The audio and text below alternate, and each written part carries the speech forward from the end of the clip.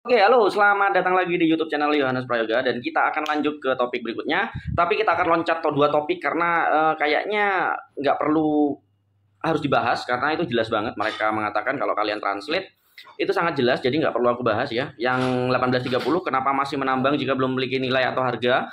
Terus sama berapa lama membangun infrastruktur itu kalian bisa lihat sendiri aja. Dan itu jawaban dari Cheng Dovan itu jelas. Jadi kayaknya nggak perlu saya jelaskan lebih lanjut karena sudah sangat detail dia jelasin. Kalau nggak paham ya kebangetan gitu ya. Jadi kita langsung aja ke tujuan lengkap. Jadi ini tak kasih bintang ya, kita anggap selesai saja, nggak penting soalnya. Ya penting, cuman dia sudah bisa menjelaskan dan kalian bisa mengartikan sendiri. Jadi nggak perlu kita jelasin lagi. 2130 tujuan lengkap P-Network. Ini akan berhubungan dengan nomor 1 yang sebenarnya P-Network dibuat karena apa ya. 2130 itu tujuan lengkap P-Network dan siapa pesaingnya itu ada di menit ini. Seperti apa pesaingnya? Nah, gitu ya. Kita akan tonton bersama-sama. Yuk kita lanjut. So they are using. What would some of those applications or use cases be? Like if you could put that into some concrete examples. Nah, Anda dapat memasukkan ke dalam beberapa contoh konkret seperti apa sih Pi, gitulah intinya ya. Jika Anda dapat memasukkan ke dalam contoh konkretnya seperti apa Pi, gitu ya. Kita lihat apa sih Pi secara konkret itu seperti apa, contoh konkret seperti apa. Yuk, Cheng Dovan yang akan ngomong. So one direction that Pi Network and I think the industry are trying to have innovation. In addition to all this DeFi, the very native blockchain applications is the social applications that integrate with cryptocurrency. I'm not. Oke. Tujuan P-Network adalah membuat sosial media atau aplikasi sosial yang nanti mengintegrasikan dirinya dengan namanya mata uang kripto, gitu ya. Itu pertama, sosial media yang berintegrasi dengan mata uang kripto. Kita lanjut nonton, semoga paham ya.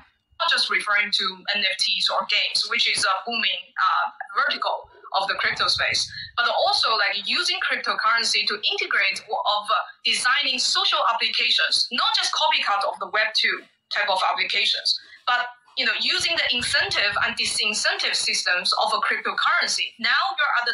Oke, berikutnya adalah dia menjawab bahwa bukan hanya sekedar mengcopy sosial media dari Web2, tetapi merubah infrastrukturnya bukan seperti blockchain pada umumnya yang hanya berfokus pada NFT atau game, tetapi juga bisa memanfaatkan mata uang kripto di sosial media tersebut agar lebih luas lagi, intinya gitu dah ya, dengan sistem insentif. Insentif itu kayak gimana ya, kayak ketika kita membuat postingan ya, kita membuat konten lah, bisa dikatakan konten, itu ada yang nge-like. Nah, nge-like itu kan nanti akan, kalau kita pokoknya adalah Fireside, itu ketika kita buat postingan terus di like atau di komen, kita akan mendapatkan insentif dari token Fireside ya, insentif dari token Fireside, dan bisa dikumpulkan. Dan semoga aja kalau kita melihat di dalam Fireside itu bisa ditukar lagi ke Pi, tapi belum tentu. Kalian bisa ngelihat di FAQ ya, token hanya digunakan di aplikasi ya, aplikasi Fireside,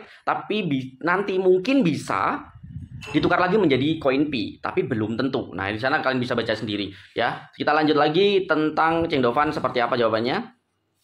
Time you can use economic mechanism inside your app logic to create better content, to curate more high signal content than just in the information silo of machine learning.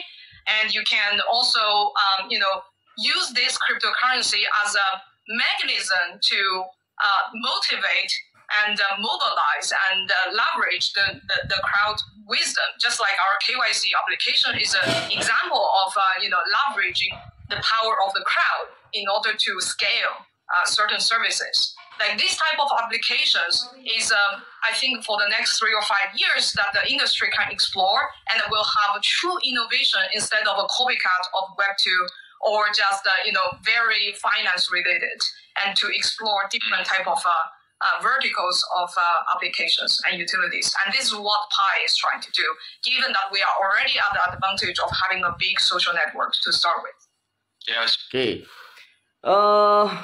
Cheng Dovan atau core team Dan Nicholas menginginkan bahwa nanti pengembangannya dalam infrastruktur 5 atau 10 tahun ke depan itu menjadi social network atau social network, social media atau social chain yang nantinya akan berkolaborasi dengan blockchain dan sangat berhubungan dengan keuangan. Jadi keuangannya itu DeFi, bukan hanya NFT sama game. Terus habis itu setiap orang dapat membuat konten yang baik sehingga dukungan adalah dukungan secara manusia secara benar, bukan palsu ya, bukan fake gitu ya. Contoh kayak kita Facebook mau meningkatkan penjualan kita gitu ya, padahal mohon maaf mungkin makanan ya, menjual makanan ternyata makanannya nggak enak. Karena kita bisa membeli akun palsu, bisa meningkatkan engagement dari konten kita sehingga orang percaya. Ternyata ketika sudah dibeli nggak enak rasanya. Nah, di P-Network itu mengurangi itu, gitulah, mengurangi hal tersebut karena tidak bisa membuat akun palsu. Makanya ada KYC segala gitu ya untuk membuat konten yang real. Gimana ya ngomongnya King Dovan tadi? Real dan memobilisasi kalau nggak salah, lupa aku. Intinya itu, silakan lihat sendiri. Kita lanjut aja. Oke. What do you kind of think of Elon Musk buying Twitter? And I just asked this because he tweeted out and was talking about he goes, myself buying Twitter kind of expedites the timeline for X, the Everything app. And the Everything app is supposed to have, a crypto wallet integrated with it, and work and play and social and all this kind of stuff along with payments. And it kind of sounds like that could be maybe even a competitor to Pi Network. Is that how you guys think about it? Oke. Si Masnya bilang, kalian pernah dengar nggak Elon Musk yang beli Twitter terus membuat sebuah dobrakan baru yang dimana Twitter menjadi X, menjadi perusahaan baru yaitu X ya. Dan sama tujuannya adalah mengintegrasikan namanya cryptocurrency, blockchain, melakukan sebuah pembayaran menjalankan aplikasi. Nah, setelah itu si Mas ini bilang, apakah mungkin bahkan bisa menjadi pesaing jaringan Pi? Begitulah cara kalian memikirkannya. Nah, lebih simpelnya gini, kalau dari Indonesia ya, lebih simpelnya begini. Berarti P-Network itu sama seperti X ya, yang dibeli oleh Elon Musk, yang dimana tujuan Elon Musk adalah mengintegrasikan X atau Twitter itu ke blockchain sehingga menggunakan aplikasi melakukan sebuah pembayaran berhubungan sama kripto. Apakah seperti itu P-Network? Bahkan apakah menjadi pesaing bagi jaringan Pi atau P-Network? Nah, ini jawaban dari mereka. Oke. Things as competitor, and this is so new industry. Every type of innovation is welcome, and also the fact that I don't know what Elon Musk thinks about this, but the fact that he have Twitter and then also interested in crypto as demonstrated, the fact that these two, social network and also crypto, merged together seems to be in line with what I was describing just now. Nah, oke. Ceng Dola menjelaskan bahwa ya nggak tahu ya nanti Elon Musk apakah berpikiran seperti kita juga. Tapi dari Elon Musk sendiri mengintegrasikan ke dalam cryptocurrency itu bisa jadi sejalan dengan apa yang saya jelaskan tadi ya, seperti dalam video sebelumnya. Bagi teman-teman yang nggak percaya, waktu pertama saya bikin video di menit pertama, apa itu tujuan P-Network? Saya bilang kan sosial media yang berbasis blockchain. Nah, sekarang banyak komen yang nge-hate, sok tahu dan segala macam, sok tahu. Nah, sekarang si King Dovan sendiri mengatakan itu sepertinya sejalan dengan apa yang saya jelaskan. Jika memang Elon itu punya cara berpikir yang sama dengan kita, akan mengintegrasikan X atau Twitter dengan blockchain untuk melakukan pembayaran. Kita ulang. Fakta bahwa dia Anda tahu memiliki Twitter. Oke, kita ulang. And then also interested in crypto as demonstrated, the fact that fakta bahwa ketika dia memang tertarik pada kripto, seperti yang menunjukkan fakta bahwa ini dua jaringan sosial, berarti P-Network juga jaringan sosial atau media sosial seperti Twitter dan juga kripto yang digabungkan tampaknya sejalan dengan apa yang saya jelaskan tadi. Ya, berarti Saya nggak mengada-ngada dong bilang kalau P-Network tujuan utamanya itu adalah sosial media yang berhubungan dengan blockchain atau berintegrasi dengan blockchain atau berbasis blockchain, lebih simpelnya gitu. Oke, apalagi kalau kalian lihat perusahaan yang namanya Social Change ya, itu adalah P-Network. Gitu. Kalian lihat di Play Store ya, didirikan oleh atau dibuat oleh, itu silahkan baca, Social Change atau media sosial yang berbasis blockchain gitu ya. Oke, kita lanjut.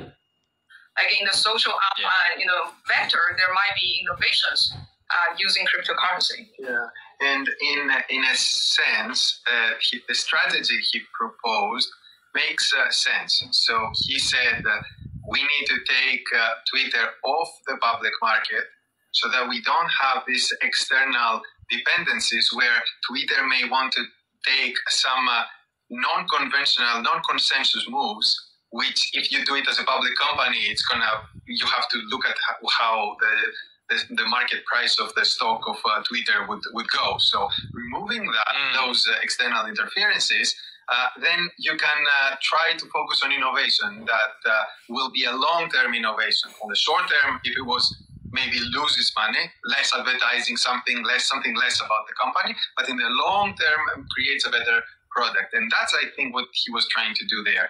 In a sense, this is similar to our strategy for enclosed networks. Di sana, dalam arti tertentu, ini mirip dengan strategi kami untuk melampirkan jaringan Pi. Oke. Nicholas sendiri yang bilang bahwa ya hampir-hampir mirip lah dengan jaringan Pi sebagai media sosial yang akan berbasis blockchain. Kalau Elon Musk itu memang akan mengintegrasikan dengan blockchain. So we have the enclosed network right now to completely eliminate all the possibilities of people trying to use Pi for quick success of X, of Y, of Z, and focus on long-term utility, long-term usefulness for the world. Mm-hmm. And all this, I love it. And all these social applications is not something that you try it once, it goes very viral. It takes so many attempts. That's what I meant by attempts. So many iterations, so many different versions, how to integrate it. And the more developers join the space to give more attempts, the higher chance the whole industry are going to actually find the real utility that every day you hear drivers talking about, I'm using this thing, crypto-based service for this social experience instead of just only on exchanges. Oke, sudah ya, beres ya. Jadi untuk pembahasan kali ini yang tentang siapa pesaingnya ya, nanti mungkin kalau memang maju ya P-Network ini sebagai perusahaan yang nanti berkembang, itu kemungkinan pesaing utamanya adalah X atau Twitter yang nantinya sama-sama sosial media yang nanti mungkin kalau X memang bertujuan untuk mengintegrasikan dengan cryptocurrency atau blockchain, itu pasti akan bersaing antara P-Network gitu teman-teman. Tinggal tunggu kita aja nanti ketika sudah open mainnet, secara otomatis dApps atau DeFi yang akan terjadi di P-Network dan itu akan berjalan baik, maka banyak developer yang sangat bagus nanti pasti akan bergabung dengan P-Network dan membuat dApps itu lebih bersaing dengan dApps yang lain dan menjadi cikal bakal terjadinya tantangan bersama Twitter gitu ya, bukan tantangan tapi berlomba bersama Twitter dengan Elon Musk. Semoga aja ini menjadi hal yang baik ya buat teman-teman. Kalau pengembangan hari ini yang diceritakan sama Nicholas bahwa saat ini mungkin harganya saham Twitter itu turun, tapi strateginya Elon Musk adalah membuat sebuah integrasi yang nantinya mungkin pada 5 tahun ke depan atau 10 tahun ke depan itu harganya akan naik, sahamnya akan naik. Sama seperti P-Network, mungkin open mainnet pada saat awal kemungkinan akan sedikit jatuh atau ya stagnan, tapi untuk kedepannya jangka panjangnya itu menjadi big move atau big bullish book intinya kayak gitu ya, big trend up gitu ya intinya untuk jangka panjang. Seperti itu teman-teman. Nah berikutnya kita akan bahas apa, semoga paham ya teman-teman. Kalau nggak paham silahkan baca sendiri, bukan baca tapi lihat atau nonton sendiri dan pahami sendiri tujuan lengkap P-Network. Jadi teman-teman yang masih menganggap bahwa P-Network itu sebagai yang lain, tolong harus kalian pahami bahwa P-Network tujuan utama adalah menjadi sosial media berbasis blockchain. Nah selanjutnya kita akan lanjut ke pembahasan berikutnya di video berikutnya, yaitu kenapa menggunakan nama Pi. Oke, karena masih banyak teman-teman nih yang menganggap bahwa setiap harga keluar mesti disangkut pautin sama 3,14, 3,14. Sekarang yang GCV ya 314.159. Tanggalnya tanggal ya mungkin kalau tanggal sih resminya kayak gitu ya karena awal mula terbuka juga seperti itu. Tapi kalau masalah harga nggak ada hubungannya sama PI teman-teman. Nggak ada yang hubungannya sama konstanta matematika yang harus 3,14 nanti keluarnya 3,14 dolar atau keluarnya nanti 31,4 nanti keluarnya 300, nggak seperti itu. Oke, itu nanti di video berikutnya kenapa menggunakan nama Pi ya. Itu aja kalau begitu, terima kasih banyak. Sekarang saya tutup video ini, semangat belajarnya. Happy trading dan happy petir ya. Salam dari saya Yohanes Prayoga, waras selalu dan wawasan yang baik. Bye bye.